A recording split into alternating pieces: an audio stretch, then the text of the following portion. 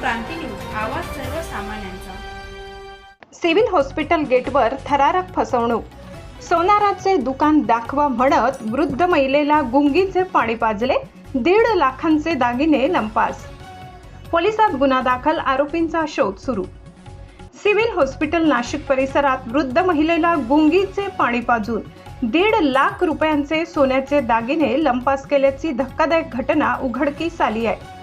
या प्रकरणी Sarkarwada police station Nashik येथे 2 अनोळखी महिलांविरोधात गुन्हा दाखल करण्यात आला असून शहरात पुन्हा एकदा भुरट्या टोळीच्या हालचालींमुळे नागरिकांमध्ये भीतीचे वातावरण निर्माण झाले आहे।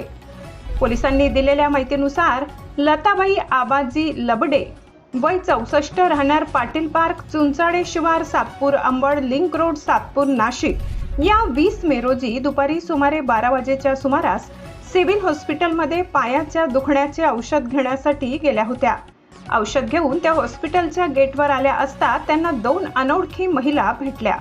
त्यापैकी एक महिला चॉकलेटी रंगाची साडी व स्कार्फ घातलेली असून तिचे वय अंदाजे 45 ते 50 वर्ष होते, तर दुसरी महिला सफेद साडीतील व अंदाजे 60 ते 65 वर्षाची होती। आम्ही बाहेर गावच्या आहोत, आम्हाला सोनाराचे दुकान दाखवा असा बहाणा करून दोन्ही महिलांनी लताबाई यांच्याशी गोड बोलत विश्वास संपादन केला। सुरुवातीला त्यांनी रिक्षाने सराफ बाजारात जाण्याचा सल्ला दिला, मात्र महिलांनी गयावया करून लताबाईंना सोबत येण्यास भाग पाडले। त्यानंतर तिघीही रिक्षाने सराफ बाजारातील एका ज्वेलर्स दुकानात गेल्या। तेथे एका महिलेने स्वतःकडील मणी मोडायचे असल्याचे सांगून सोनाराशी चर्चा केली। काही वेळानंतर नंतर येतो असे सांगत त्या पुन्हा सिव्हिल हॉस्पिटलकडे परतल्या।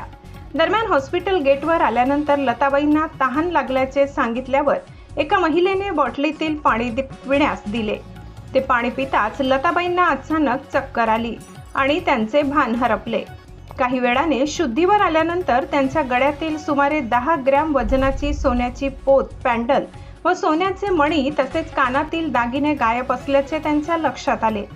या घटनेत एकूण 1,50,000 रुपयांचे दागिने चोरीस गेल्याची तक्रार त्यांनी सरकारवाडा पोलीस ठाण्यात दिली आहे। पोलिसांनी भारतीय न्याय संहिता BNS कलम 318(2) व 3(5) अंतर्गत गुन्हा दाखल केला असून पुढील तपास सुरू आहे। नागरिकांनी सतर्क राहावे। शहरात वृद्ध नागरिकांना लक्ष्य करून फसवणूक करणाऱ्या टोळ्यांच्या घटना वाढत असल्याने पोलिसांनी नागरिकांना अनोळखी व्यक्तींवर सहज विश्वास ठेवू नये, तसेच अनोळखी व्यक्तींनी दिलेले खाद्यपदार्थ किंवा पेये स्वीकारू नयेत असे आवाहन केले आहे। महाराष्ट्र क्रांती न्यूजसाठी वृत्त संकलन विभाग, नाशिक।